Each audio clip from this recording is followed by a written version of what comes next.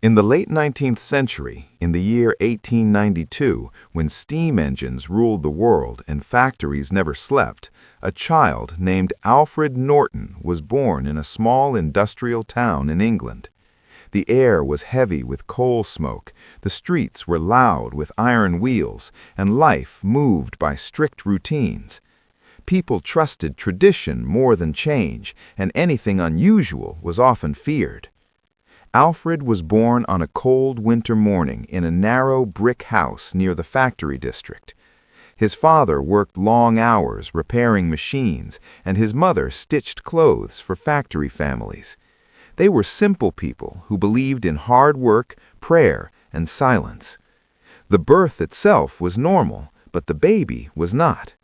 While other newborns cried loudly, Alfred stayed quiet. His eyes were open longer than expected, moving slowly as if he was studying the room. The midwife noticed it. She had helped deliver many children, but this one felt different. Alfred did not panic or flail. He observed. When the doctor tapped his chest, Alfred did not cry. He stared directly at the doctor's face. The doctor laughed it off and said the boy was just calm. But something about the child stayed in his mind long after he left the house. As days passed, Alfred remained unusual. He slept less than other babies. Loud factory whistles outside did not scare him. Instead, he turned his head toward the sound, as if listening carefully. His mother once noticed that Alfred reacted to footsteps before a person entered the room. She told her husband, but he dismissed it as a mother's imagination. By 6 months old, Alfred showed signs that confused everyone. He followed moving objects with perfect focus. When his father came home covered in grease and metal dust, Alfred stared at the tools more than at faces. He reached for broken gears and bolts, gripping them tightly. He seemed drawn to metal, motion, and patterns. In that century, people did not talk openly about unusual children. Science was advancing, but fear still ruled common thinking. People believed intelligence followed age, and anything outside that rule felt unnatural. Alfred's parents loved him, but they also worried quietly. They prayed that he would grow up normal. When Alfred turned 1, he still had not spoken a word. Neighbors whispered that something was wrong. But then something strange happened. One evening, while his parents talked softly, Alfred suddenly repeated a full word clearly. It was not a baby sound, it was a real word. The room went silent. His mother felt fear more than joy. As Alfred grew, his silence returned, but his awareness increased. He remembered faces perfectly. He reacted to emotions. When his mother felt sad, Alfred would crawl toward her and sit still beside her. When his father was angry, Alfred kept his distance. It was as if he understood human behavior without being taught. By the age of 2, Alfred began showing memory that shocked people. He remembered places after visiting them once. He recognized patterns in wallpaper and floor tiles. He spent long periods watching steam rise from factory pipes, completely focused. Other children played loudly. Alfred observed quietly.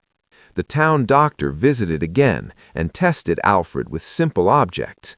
Alfred surprised him by solving tasks meant for much older children. The doctor felt uneasy. He wrote notes but did not share them. In that era, science was still careful around anything it could not explain. Rumors slowly spread. Some said Alfred was gifted by God. Others said he was cursed. In churches and markets, people spoke softly about the quiet child who watched the world too closely. His parents began keeping him indoors more often to avoid attention. Despite the whispers, Alfred's parents tried to give him a normal childhood. They taught him manners, discipline, and obedience. But Alfred did not learn like other children. He did not need repetition.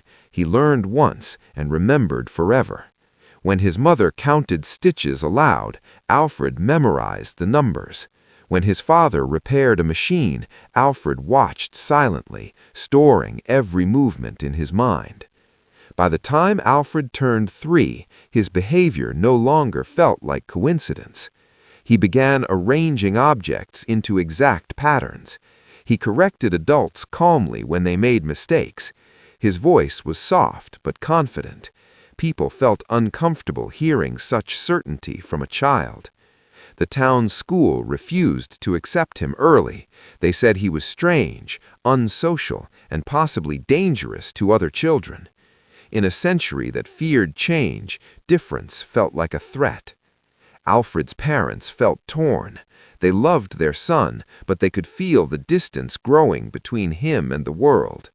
Alfred himself did not seem unhappy, but he also did not seem like a child. He rarely laughed. He observed, learned, and waited. No one realized it yet, but Alfred Norton was not just different, he was ahead of his time. Born in an age of steam and smoke, his mind was moving toward a future the world had not reached. And that difference, which began quietly in 1892, would soon change everything, for him and for those who feared what they could not understand. By the time Alfred Norton turned 4, it became clear that his mind was moving much faster than his body. This was still the late 19th century, a time when children were expected to listen, obey, and learn slowly. But Alfred did none of that. He did not ask childish questions. Instead, he asked questions that made adults uncomfortable. Alfred began speaking more often, but only when he felt it was necessary. His sentences were short, clear, and strangely mature. He did not repeat words just to practice. Every word had a purpose. When people spoke around him, he listened carefully, storing information without effort. His parents noticed that he remembered conversations they had weeks earlier, repeating them exactly as they were said. One afternoon, Alfred's father brought home a broken pocket watch. It no longer ticked, and the glass was cracked. He placed it on the table, planning to throw it away later. Alfred climbed onto the chair and stared at it for a long time. Without asking permission, he opened the back of the watch. His small fingers moved carefully, as if he already knew where everything belonged. Within minutes, the watch began ticking again. His father stood frozen, unable to speak. There was no excitement on Alfred's face, no pride, no smile. He simply handed the watch back and returned to his corner. That moment changed how his parents saw him. Fear slowly replaced confusion. They loved their son, but they could no longer deny that he was not normal. As Alfred grew older, he became more aware of the world around him. He noticed how adults reacted to him. He saw the fear in their eyes, the hesitation in their voices. He learned that being honest made people uncomfortable, so he began speaking less. Silence became his shield. When Alfred finally entered school, he did not fit in. The classroom was loud, full of restless children repeating lessons again and again. Alfred learned everything in a single day. He corrected his teacher when she made small mistakes in arithmetic. He explained answers before questions were fully asked. At first, the teacher thought he was guessing. Then she realized he was not. Other children avoided him. They did not understand him. He did not play games, did not argue, and did not laugh at jokes. He spent breaks watching ants, shadows, and moving clouds. He was more interested in how things worked than in how people felt. Teachers began writing notes about him. They described Alfred as intelligent but disturbing. One teacher said his eyes looked too awake. Another said he made adults feel small. In a time when authority was everything, a child who questioned facts was seen as disrespectful. At home, Alfred continued learning on his own. He borrowed old books, newspapers, and discarded journals. He did not read like a child learning letters. He absorbed ideas. He connected thoughts. He filled notebooks with drawings, numbers, and symbols no one else understood. When his mother asked what they meant, Alfred simply said, "They explain things." By the age of 7, Alfred had already passed the knowledge of older students, but instead of being praised, he was isolated. Teachers asked him to stay quiet so others would not feel embarrassed. He learned quickly that intelligence was not always welcomed. People in the town started calling him names. Some said he was unnatural. Others said he was dangerous. In churches, people prayed for him. In markets, people avoided his family. His parents felt trapped. They could not change their son, and they could not protect him from the world. Alfred sensed this. He saw the guilt in his mother's eyes and the worry in his father's silence. For the first time, Alfred felt something close to sadness, not for himself, but for the pain his existence caused others. One evening, Alfred asked his father a question that changed everything. He asked, "Why do people fear what they don't understand?" His father had no answer. That was the moment Alfred realized that intelligence alone did not bring freedom. It brought distance. As his mind continued to grow too fast, Alfred began to hide parts of himself. He stopped correcting people. He stopped explaining. But inside, his thoughts kept racing. His mind was no longer just ahead. It was alone. This was the beginning of Alfred's true struggle, not against ignorance, but against isolation, not against science, but against humanity's fear of it. And as his intelligence grew, so did the invisible wall between him and the world. By the time Alfred Norton reached the age of 8, the town no longer saw him as just a strange child. They saw him as a problem. This was still the 19th century, a time when adults believed they held all knowledge and children were meant only to listen. Alfred did the opposite. He listened carefully, but he also questioned everything. At school, Alfred's presence made teachers uneasy. He did not challenge them loudly or with anger. Instead, he asked calm, logical questions that exposed gaps in their understanding. When a teacher explained how steam engines worked, Alfred asked why energy was lost as heat. When the answer was unclear, he quietly explained a better one. The room would fall silent, the teacher would feel embarrassed, and Alfred would be told to stop talking. Soon, teachers began ignoring him on purpose. They asked him fewer questions and avoided eye contact. Some accused him of being arrogant. Others said he was dangerous because he made other children doubt authority. In that era, doubt was seen as disobedience. Other students reacted differently. Some were curious, but most were afraid. Alfred did not behave like a child. He did not lie, exaggerate, or seek attention. He spoke only when necessary, and when he did, his words carried certainty. Children felt small around him. Slowly, they stopped sitting near him. Outside the classroom, Alfred continued to observe the world.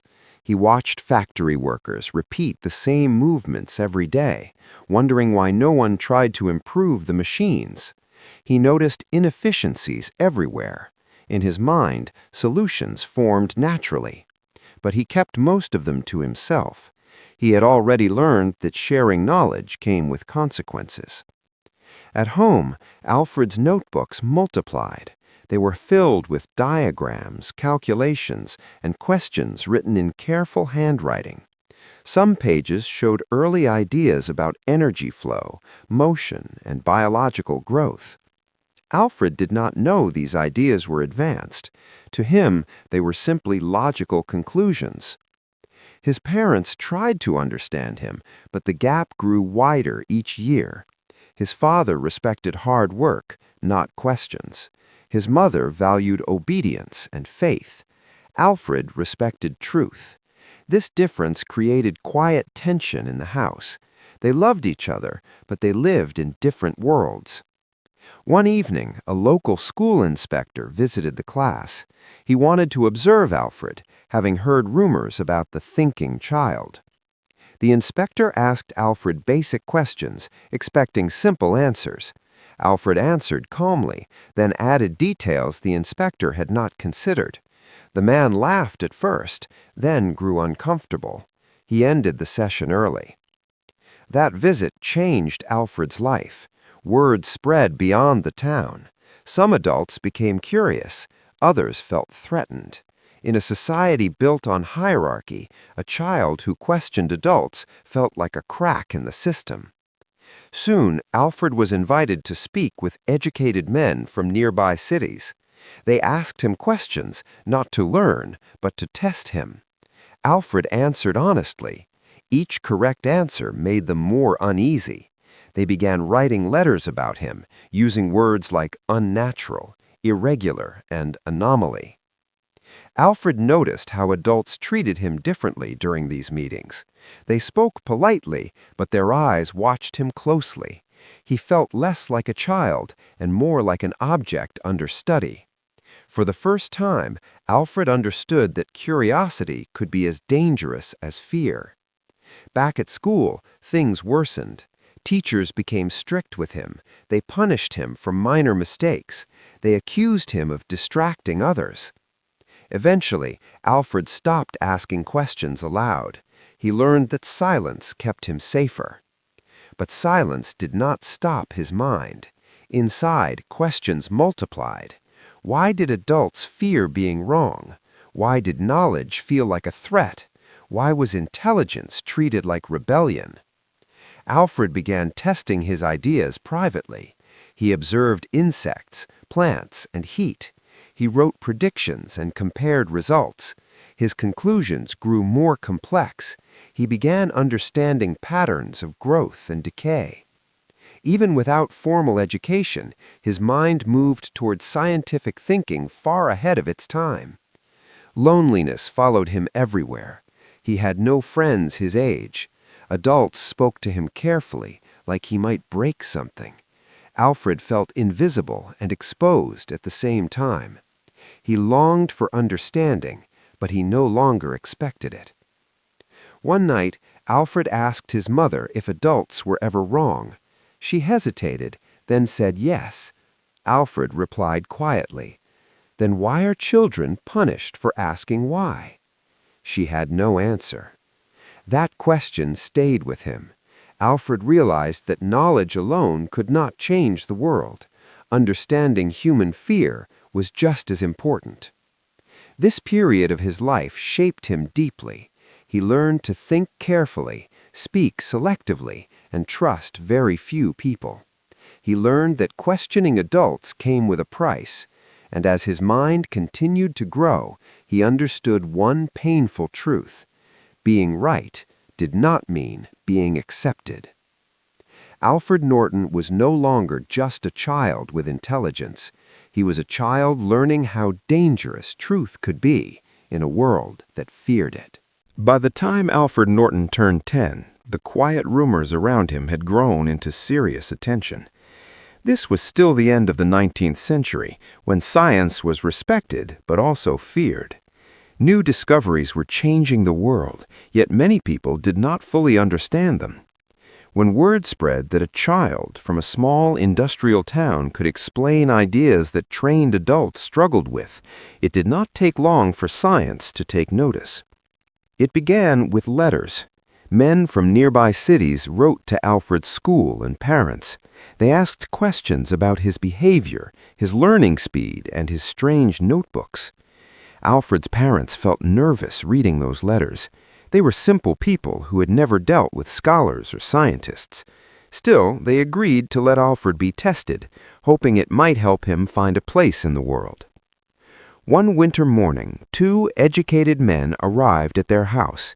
They wore dark coats and carried leather bags filled with papers and instruments. They spoke politely, but their eyes never left Alfred. Instead of greeting him like a child, they spoke to him like a puzzle they wanted to solve. They asked Alfred questions slowly at first, simple arithmetic, basic logic. Alfred answered calmly, without emotion. Then they increased the difficulty, questions about motion, force, and cause. Alfred paused only to choose his words carefully. His answers were clear, logical, and sometimes better than the ones written in their books. The men exchanged glances. One of them smiled, but it was not a warm smile. It was the smile of discovery. Alfred felt it immediately. He realized they were no longer curious about him. They were curious about his mind. They returned many times after that. Each visit lasted longer. Alfred was given puzzles, experiments, and strange tools. He solved problems faster than expected. Sometimes he offered new ideas, simple suggestions that made experiments work better. The men began writing notes constantly. Alfred noticed that their interest grew, but their kindness did not. Soon, Alfred was taken to a nearby academic building. It was cold, quiet, and filled with chalkboards and metal equipment. For the first time, Alfred saw a place built entirely for thinking. He should have felt excited, but instead he felt small. The adults there spoke in serious tones and avoided emotions. They treated Alfred like proof of a theory rather than a human being. They started calling him the Anomaly, not to his face at first, but he heard the word whispered. Anomaly meant something that did not fit, something unusual, something that needed explanation. Alfred was tested again and again. His intelligence was measured, recorded, and discussed. Some scientists believed he was a rare gift. Others believed he was dangerous. A few even questioned whether such a mind should exist at all. Alfred listened quietly to their debates, understanding every word. No one asked how he felt. At school, things changed quickly. Teachers now treated him differently. They were careful, nervous, and distant. Other students were told not to bother him. Alfred became isolated not because he was ignored, but because he was watched. At home, Alfred's parents noticed the change in him. He spoke less. He smiled rarely. His notebooks became darker, filled with warnings and questions instead of curiosity. He began writing about responsibility and control, ideas far beyond his age. Alfred realized something important during his time. Science did not care about comfort. It cared about results.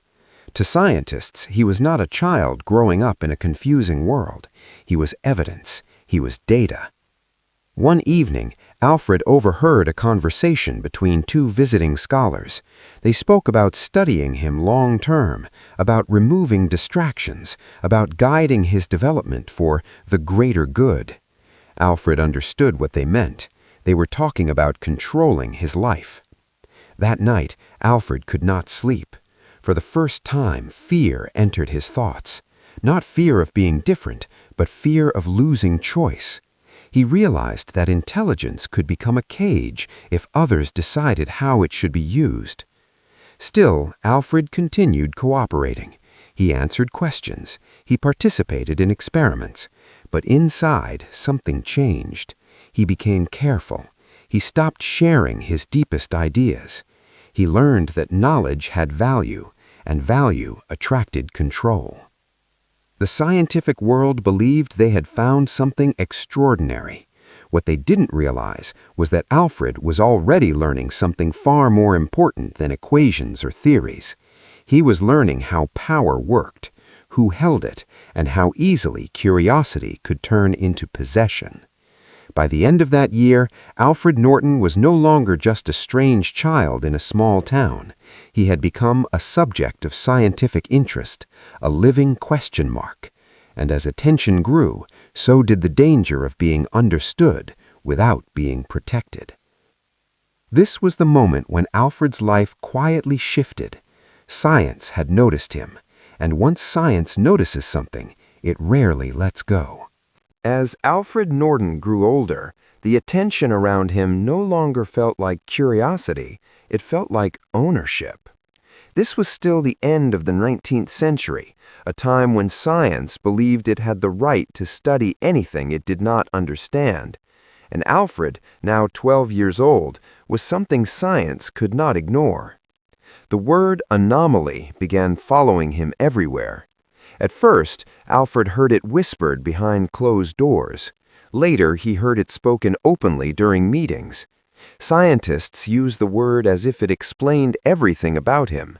To them, it meant rare, valuable, and unusual. To Alfred, it meant isolated and alone. He was taken more often to academic buildings and laboratories. These places smelled of ink, metal, and chemicals.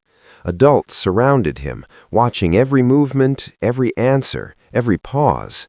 They asked him to explain his thinking step by step, as if trying to break his mind into pieces they could label and control.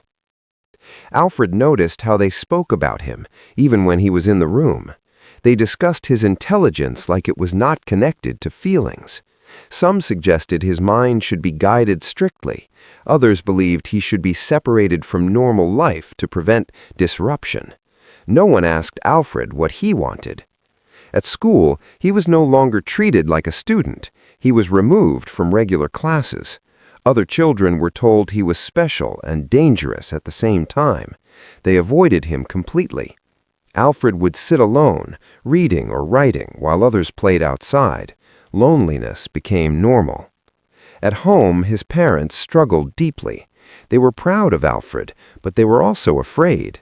Letters arrived regularly, requesting permission for more tests, more studies, more observation. The language was polite but firm. It was clear that refusing was not truly an option. Alfred's mother cried quietly at night. His father grew silent and distant. They felt powerless. Their son belonged more to science than to them now. Alfred felt the change inside himself, too. He realized that the more he impressed people, the more control they wanted. Intelligence had stopped being a gift. It had become a reason to take away his freedom.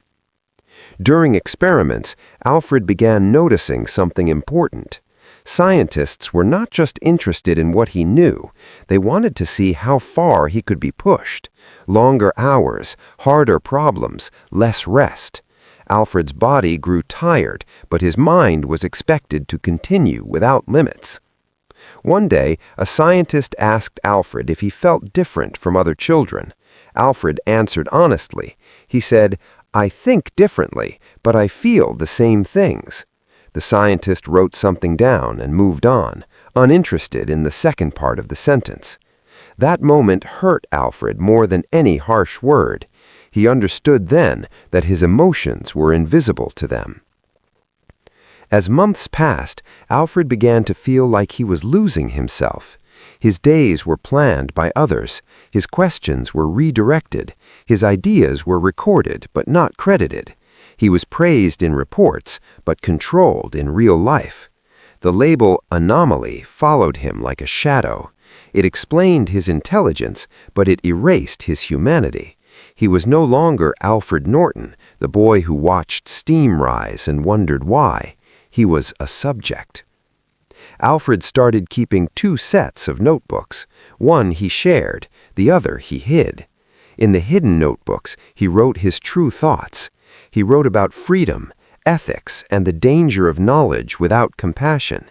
He wrote warnings about science moving faster than morality. He also wrote about fear, not fear of failure, but fear of being used, fear of becoming something others controlled completely. One evening, Alfred overheard a conversation that changed him forever. 2 scientists discussed the possibility of relocating him permanently. They spoke about isolating him from society so his development could be managed. They said it calmly, as if discussing an object. That night, Alfred realized a painful truth. The world did not fear his intelligence. It feared losing control over it. From that moment, Alfred changed how he behaved. He still answered questions, but not fully. He simplified his explanations. He stopped revealing his most advanced ideas. He learned to hide brilliance behind calm obedience. Adults believed they were still in control. They did not realize Alfred was protecting himself. Inside, Alfred grew stronger, quieter, and more careful. He learned that survival did not come from being the smartest person in the room. It came from understanding power. Being labeled Anomaly had taught him a lesson no book ever could. When society cannot understand something, it tries to define it. When it cannot define it, it tries to control it. Alfred Norton was no longer learning science. He was learning the cost of being different in a world that values answers more than people. As Alfred Norton entered his teenage years, the world around him expected more than it ever had before. This was the beginning of the 20th century, a time when science was moving quickly and nations believed knowledge meant power. Alfred was now 15, and to the scientific community, he was no longer just a strange child. He was a resource. His days were carefully planned by others. Mornings were spent reading advanced texts. Afternoons were filled with experiments. Evenings were reserved for discussions with scholars who spoke about the future as if Alfred already belonged to it. He listened quietly, aware that most of their excitement had nothing to do with him as a person. The laboratories felt colder now, not in temperature, but in spirit. Scientists debated Alfred's ideas openly, sometimes arguing over who should guide him. Some believed his mind could change the future of energy, medicine, and industry. Others believed he needed strict control to prevent chaos. Alfred noticed that no one spoke about his happiness. Despite the pressure, Alfred continued thinking deeply. His ideas about energy transfer grew more advanced. He began questioning how power should be used and who should be allowed to control it. He understood that science could improve lives, but it could also destroy them if placed in the wrong hands. One evening, during a long discussion, Alfred was asked a question that revealed everything. A senior scholar asked him how he felt about his ideas being used for national progress. Alfred replied calmly, "Progress without care becomes harm." The room went quiet. The men exchanged looks. Alfred realized they did not like answers that questioned authority. From that moment, he felt a shift. His ideas were no longer just studied, they were judged. Some scientists began suggesting that certain thoughts were too dangerous to explore. Others argued that Alfred's youth made him unsuitable to decide how his work should be used. Alfred began feeling trapped. His mind was free, but his life was not. He was praised in academic papers, but restricted in daily life. He was admired, but not trusted. He noticed changes in his body, too. Long hours of study left him exhausted. He rarely saw sunlight. His sleep was interrupted by thoughts he could not escape. Yet no one reduced his workload. To them, his mind did not need rest.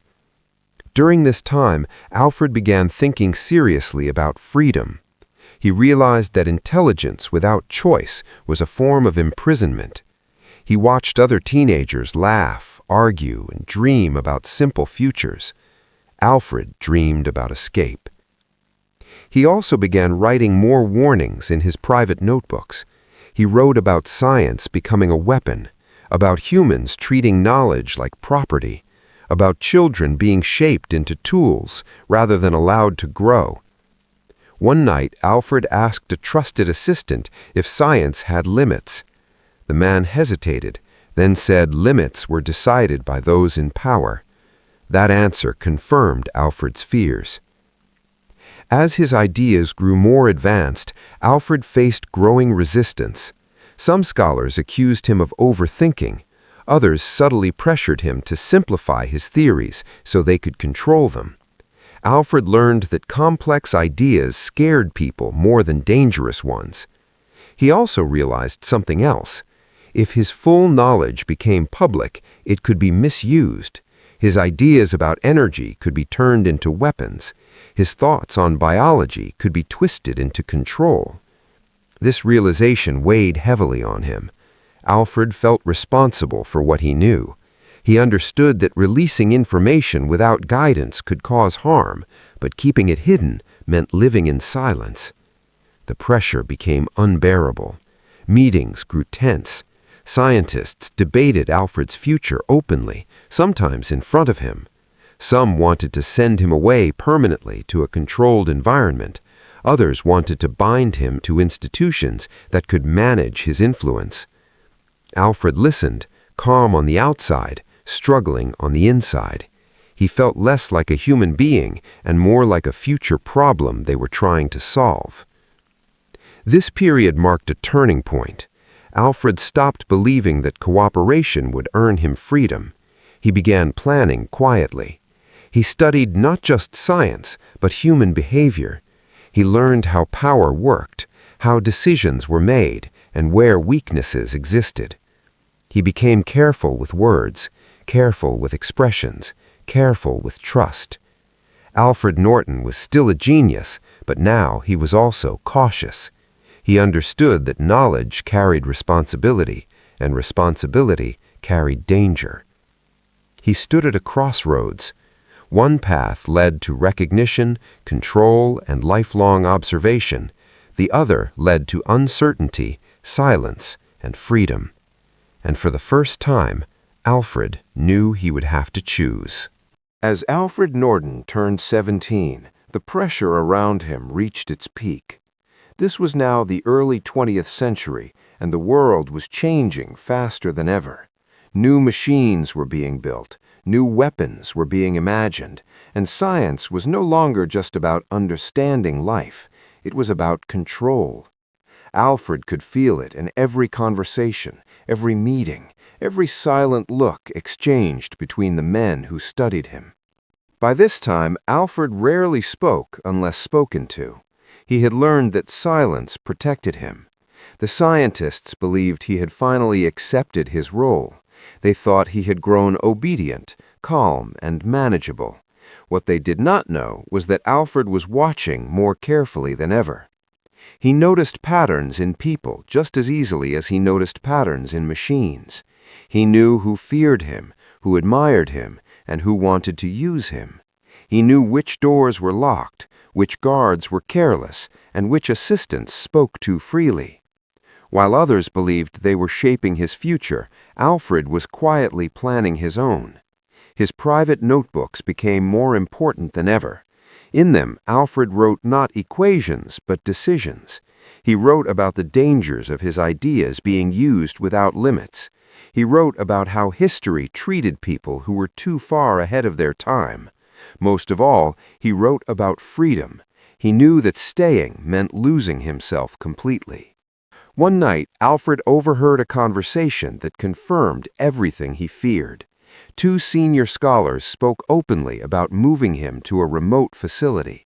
They described it as a place where he could work without distraction, under constant supervision. They used words like secure and necessary. Alfred understood the truth behind them. He would never leave if he went there. That night, Alfred made his decision. Over the next few weeks, he acted normal. He followed schedules. He answered questions politely. He even allowed himself to appear tired and less sharp. The scientists believed his mind was slowing. They relaxed their watch. But Alfred was preparing carefully. He hid his most important notebooks in separate places. Some he destroyed. Others he left incomplete on purpose, knowing unfinished ideas could not be used easily. He memorized everything that mattered. His true knowledge lived inside him now. On a cold evening, when the streets were quiet and the laboratories were empty, Alfred disappeared. There was no struggle, no witnesses, no signs of force. His room was untouched except for one thing. On his desk lay a single notebook, open to a page filled with unfinished equations and one clear sentence written carefully at the bottom. Knowledge without freedom is not progress. By morning, panic spread. Scientists searched the building, guards were questioned, his parents were called in fear and confusion. No one understood how a boy under constant observation could vanish without a trace. Authorities searched the town, trains were checked, ports were watched. His name appeared in reports and letters across academic circles. Some believed he had been taken, others believed he had run away, a few believed something darker had happened. but Alfred Norton was never found. Years passed. Small traces of his influence appeared in strange places. New inventions seemed inspired by ideas no one could fully explain. Papers referenced concepts that matched Alfred's early theories, but without a name attached. His work lived on, but he did not. Some believed Alfred lived quietly under another identity, hiding his mind from the world. Others believed he left the country entirely. A few whispered that he was erased on purpose because the world was not ready for what he knew. His parents never received answers. They lived with questions and silence. Scientists argued for years about what Alfred truly been: a miracle, a danger, a mistake. What frightened them most was not that Alfred disappeared, but that he chose to. Alfred Norton became a legend not because of what he created, but because of what he refused to become. He chose freedom over recognition, silence over control, humanity over being treated like a tool. And somewhere beyond records and history books, the boy once called an anomaly finally belonged to himself. Many years passed after Alfred Norton vanished, and the world slowly moved on. The early 20th century turned into a time of great change. Machines became faster, cities grew larger, and science began shaping everyday life. Yet one mystery remained quietly alive among scholars and historians: the disappearance of the boy once called an anomaly. At first, Alfred's name was spoken often. Scientists wrote letters, shared theories, and argued late into the night. Some believed Alfred had escaped on his own, using his intelligence to disappear forever. Others believed powerful people had silenced him to protect their control over knowledge. No proof ever appeared. Without evidence, Alfred slowly faded from official records. In academic circles, his case became uncomfortable. He reminded people of a mistake they did not want to admit, that they had treated a child like an experiment. Over time, reports about him were shortened, details were removed. His name was mentioned less and less, until it became a footnote rather than a story. But Alfred's influence did not disappear. Years later, new inventions began appearing that felt strangely familiar to those who had once studied him. Concepts related to energy efficiency, biological adaptation, and system balance emerged earlier than expected. The ideas were never credited to anyone specific. They simply appeared, as if the world had caught up to thoughts that already existed. Some scientists recognized the patterns. They remembered Alfred's notebooks, his questions, his warnings. Quietly, they wondered if fragments of his work had survived, or if Alfred himself had left clues behind, allowing progress without allowing control. Outside the world of science, Alfred became a legend. People whispered stories about a genius who walked away from fame, a boy who chose freedom over power. Some believed he lived a simple life somewhere, hiding his mind behind ordinary work. Others believed he changed his name and helped the world quietly, without recognition. There were even rumors that Alfred destroyed most of his work on purpose. He understood that ideas could be dangerous if released at the wrong time. Maybe he believed humanity needed to grow morally before it could handle certain knowledge. If so, his disappearance was not an escape, it was a decision. As decades passed, historians began looking at Alfred's story differently. They stopped asking what he could have given the world and started asking what the world had taken from him. They saw how fear shaped his life, how control replaced curiosity, how a child was praised for intelligence but denied freedom. Alfred's story became a warning. It reminded people that progress without ethics creates harm, that intelligence without compassion becomes dangerous, that treating people like tools, no matter how gifted, destroys something human. Some schools began discussing his case quietly, not as a scientific mystery, but as a moral lesson. They spoke about the responsibility of knowledge, about protecting young minds instead of owning them. Alfred Norton became an example of what happens when society values results more than people. His parents passed away without answers. They never knew if Alfred was safe or happy, but those who remembered them said they believed their son chose his own path. That belief gave them peace. In the end, Alfred Norton was never fully explained, and perhaps that was the point. He did not fit into equations or labels. He was not just an anomaly. He was a human being born too early in a world that feared what it could not control. History remembers him as a mystery, but his true legacy is deeper. He showed that the greatest act of intelligence is not discovery, but choice, not creation, but restraint.